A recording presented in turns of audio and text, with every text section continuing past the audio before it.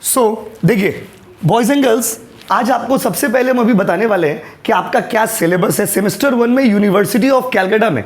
BCom अगर आप करते हैं तो ऑनर्स क्या होता है, जनरल क्या होता है, बीकॉम ऑनर्स में क्या सब्जेक्ट है, जनरल में क्या सब्जेक्ट है, ऑनर्स जनरल में डिफरेंस क्या है, ये पहले आपको बताने आ रहे हैं। क्या क्या सब्जेक्ट आपका एमसीक्यू है, क्या क्या सब्जेक्ट आपका नॉन एमसीक्यू है, बात समझे ना।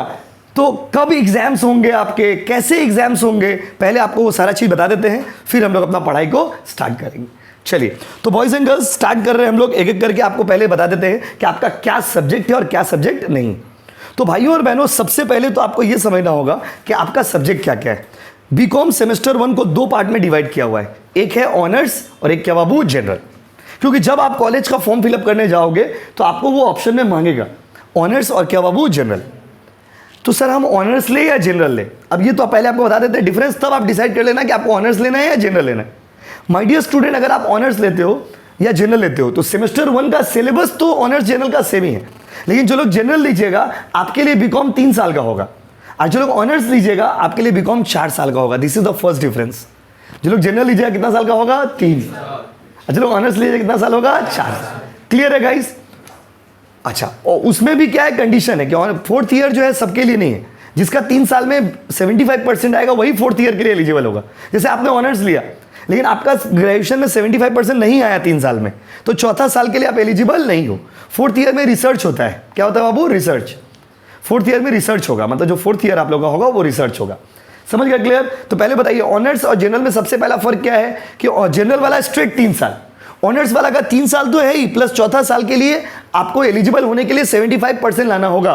अगर आप 75% लाते हो तो आप 4th ईयर के लिए एलिजिबल हो, नहीं तो आप 4th ईयर के लिए एलिजिबल नहीं। क्लियर हो गया गाइस? देखिए ये पहला चीज है। अच्छा, अब आपका जो सेमेस्टर 1 का ऑनर्स और जनरल का सिलेबस पूरा सेम है, सिलेबस में कोई डिफरेंस नहीं।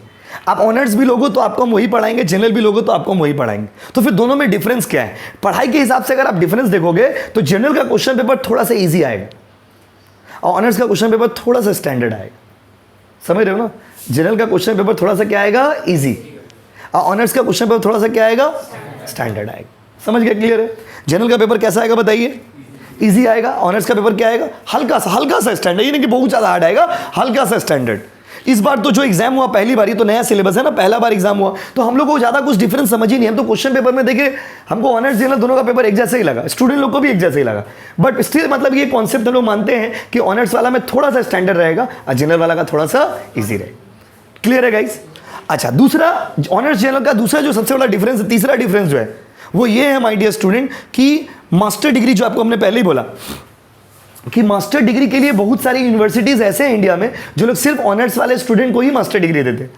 तो मास्टर डिग्री जिन लोग को मास्टर्स करना है, मतलब बीकॉम के बाद होता है एमकॉम, आप लोग में जिनको मान लीजिए मास्टर डिग्री करना है, तो मास्टर डिग्री के लिए आप तभी, कोलकाता में तो आप तभी एलिजिबल होइएगा जब आप ऑनर्स होइएगा। जनरल वाले को मास्टर डिग्री नहीं कर सकते। बहुत बच्चों को ये सब चीज़ पता नहीं रहता है, इस कारण से वो लोग क्या करते हैं, जनरल ले लेते हैं। अच्छा, तो आपको लेना क्या चाहिए?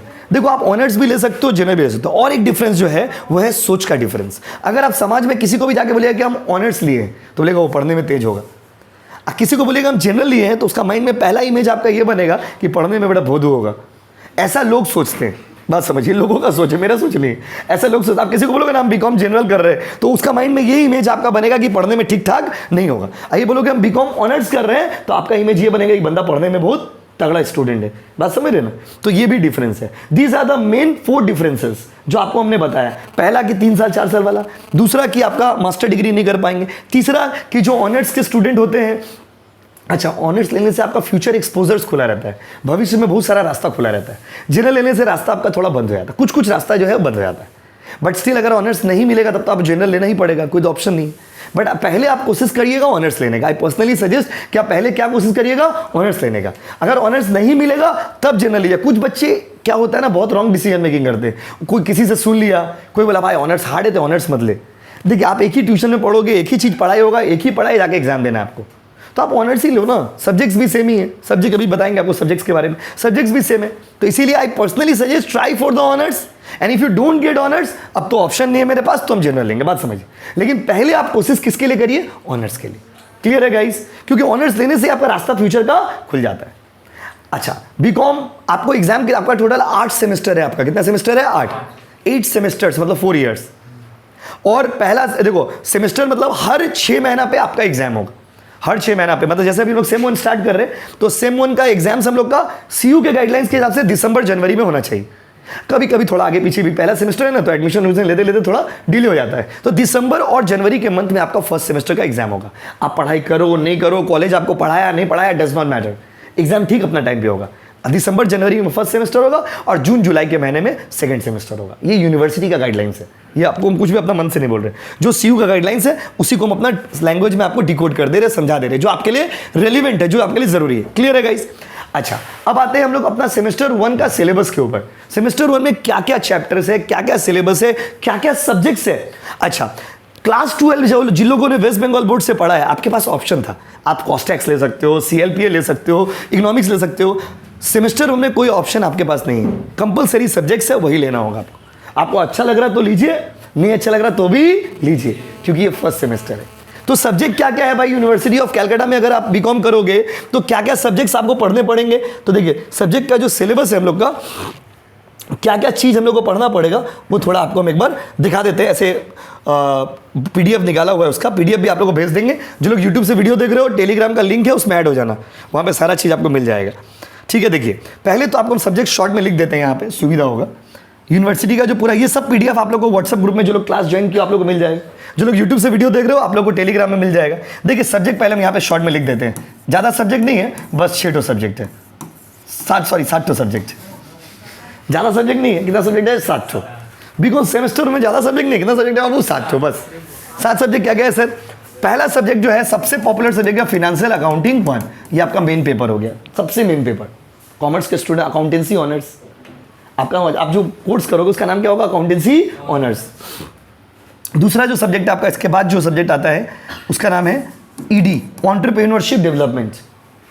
तीसरा जो सब्जेक्ट आता है हम लोग का उसका नाम है एंटरप्रेन्योरशिप डेवलपमेंट का आता है PPM, principle and practice of management, ये सब्जेक्ट का नाम है।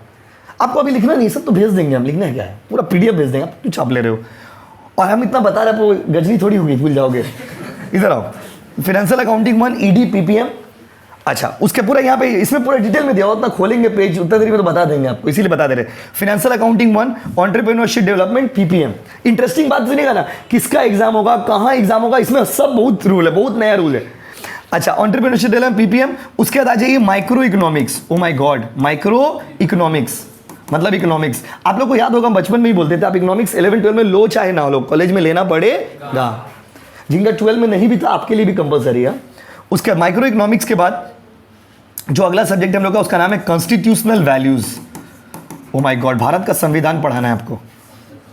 उसके बाद आपका सभी का ENVS, पर्यावरण के बारे में पढ़ा, पेड़ पौधा गाछ वृक्ष। उसके बाद इंग्लिश, कविता और कहानी।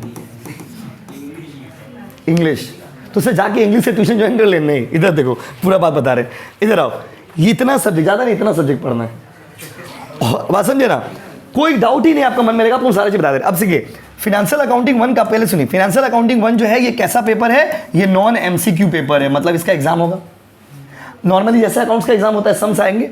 आप कितना मार्क्स का कौन चैप्टर है वो तो जब चैप्टर पढ़ेंगे तब बताएंगे, अभी से आप ब्रॉडली समझिए। और इसका एग्जाम होगा आपका अवे सेंटर में। अवे मतलब समझते हैं? दूसरा सेंटर में जाकर एग्जाम देना होगा। कौन सा सेंटर में? अब दूसरा सेंटर में जाकर के आपको एग्जाम देना होगा। ठीक है, जैसे आप जिस स्कूल में दिए हो दूसरा स्कूल में जाकर के एग्जाम दिए हो। ED भी है आपका नॉन MCQ पेपर, मतलब MCQ नहीं है कुछ भी। इसका भी एग्जाम होगा बाहर जाकर देना होगा दूसरा कॉलेज में। PPM ये भी नॉन MCQ पेपर है, इसका भी एग्जाम देना होगा दूसरा कॉलेज में जाकर। अच्छा, ये प्रैक्टिकल सब्जेक्ट है, इसमें थ्योरी कम है, इसमें थ्योरी कम है। अकाउंट्स में थ्योरी कहाँ से? थोड़ा बहुत थ्योरी है, 10-15 मार्क्स का थ्योरी दे देगा आपका एग्जाम में। और ED जो है ये पूरा थ्योरी सब्जेक्ट है। PPM जो है वो पूरा थ्योरी सब्जेक्ट है। ठीक है, माइक्रो इकोनॉमिक्स पूरा थ्योरी सब्जेक्ट है गाइस। इसका एग्जाम कहाँ होगा? इसका एग्जाम कॉलेज लेगा। कौन लेगा बताइए? कॉलेज। कॉलेज क्वेश्चन पेपर बनाएगा, कॉलेज चेक करेगा, कॉलेज इसका एग्जाम लेगा। अलग अलग कॉलेज का अलग अलग डेट में एग्जाम होगा इसका इकोनॉमिक्स का। इसके साथ थोड़ा सौतेला व्यवहार कर रहा। उसके बाद देखिए कॉन्स्टिट्यूशनल वैल्यूज, EVS और इंग्लिश। ये ऐसा सब्जेक्ट है माय डियर स्टूडेंट जो कि BA का भी है, BSc का भी है और BCom का भी है। लो, दीज आर द CVS को कॉमन वैल्यू एडेड कोर्स बोलते हैं। ये सबके लिए, BA BSc BCom सबका स्टूडेंट के लिए। अगर आप BA में हो तो भी आपके लिए, BSc में तो भी आपके लिए, BCom में तो भी आपके लिए। मतलब आपका कोई BA वाला फ्रेंड होगी या फ्रेंड होगा, उसको भी ये तीनों सब्जेक्ट पढ़ना है, ठीक है। BA BSc BCom तीनों के स्टूडेंट्स के लिए कॉन्स्टिट्यूशनल वैल्यूज, EVS और इंग्लिश, ये तीनों। अच्छा, इसका एग्जाम कहाँ होगा? इसका एग्जाम होगा आपका कॉलेज में। कहाँ होगा बताइए? कॉलेज में। लेकिन पेपर कौन बनाएगा? CU। मतलब प्यार है किसी और का, चाहता कोई और है। पेपर CU बनाएगा। एग्जाम कहाँ होगा बताइए? कॉलेज में। अभी कहानी खत्म नहीं हुआ। कॉन्स्टिट्यूशन का पेपर जो है वो नॉन MCQ है, EVS का पेपर भी नॉन MCQ है, और English is the only MCQ paper in your syllabus. आपका पूरा सिलेबस में एकमात्र MCQ पेपर कौन सा बताइए? इंग्लिश। अगर इसको बहुत शॉर्ट में समराइज करिए तो ये तीनों का एग्जाम कॉलेज में होगा, और इसमें भी एग्जाम इंटरेस्टिंग होता है। जैसे आप लोग कोई मॉर्निंग कॉलेज में एडमिशन लोगे तो आपका 9 बजे सुबह एग्जाम होगा। कोई अगर डे कॉलेज में एडमिशन लोगे तो आपका दोपहर में 2 बजे से एग्जाम होगा। आप कोई 2 बजे 1 बजे था, एग्जैक्टली टाइम याद नहीं आ रहा। और कोई इवनिंग कॉलेज में हो तो 6 बजे शाम को एग्जाम होगा। ये 3 सब्जेक्ट का कॉलेज के हिसाब से एग्जाम होता है इसका। लेकिन पेपर, तीनों पेपर अलग अलग आता है। और पेपर कौन भेजता है? CU। कौन भेजता है? CU। पेपर CU भेजेगा, एग्जाम कहाँ होगा? कॉलेज में। इसका पेपर भी कॉलेज बनाएगा, एग्जाम भी कहाँ होगा? कॉलेज में। ये तीनों सब्जेक्ट का बाहर जाके एग्जाम देना होगा। क्लियर है गाइस? सारा बात समझ गए? तो आपके ये इतने सारे सब्जेक्ट्स, ये आपको कौन सा MCQ था, कौन सा नॉन MCQ था, सारा आपको बता दिया। क्लियर है गाइस? सारा चीज समझ गए? कौन सा पेपर MCQ है, कौन सा पेपर नॉन MCQ है। तो अगर इसको बहुत समराइज एक वर्ड में करें तो all papers are theory except accounts. Simple language में पूरा पेपर आपका क्या बाबू? थ्योरी पेपर है। सिर्फ किसको छोड़ के बताइए? अकाउंट्स। अच्छा, बाहर जाके किसका किसका एग्जाम देना होगा बोलो? Accounts, ED, PPM। अच्छा, कॉलेज में किसका किसका एग्जाम होगा? चारों का एग्जाम होगा। अच्छा, वो कौन सा पेपर है इसका? कॉलेज ही पेपर बनाएगा, कॉलेज ही एग्जाम लेगा। बाकी का पेपर कौन बनाएगा? College, sorry CU। एग्जाम कहाँ होगा? कॉलेज। क्लियर है गाइस? Thank you. समझ गया ना?